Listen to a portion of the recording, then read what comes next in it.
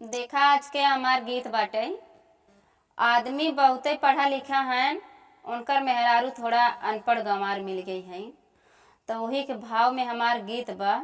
तो देखा सुनत जा। का भौजी आपन बताई बलमा अंग्रेजी में बोलाई। का भौजी आपन बताई बलमा अंग्रेजी में बोले।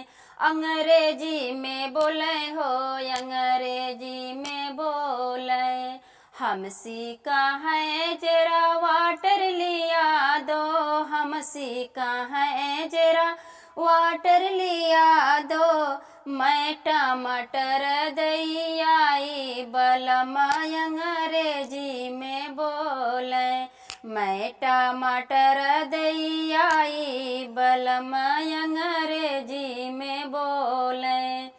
का भौजी आपन बताई बलमा अंग्रेजी में बोले। का भौजी आपन बताई बलमा अंग्रेजी में बोले। अंग्रेजी में बोले भौजी अंग्रेजी में बोले। का भौजी आपन बताई बलमा अंग्रेजी में बोले। हम सीखा है जरा टाई लिया दो। हम सीखा है जरा टाई लिया दो। मैं खटाई दई आई बलमा अंग्रेजी में बोले। मैं खटाई दई आई बलमा अंग्रेजी में बोले।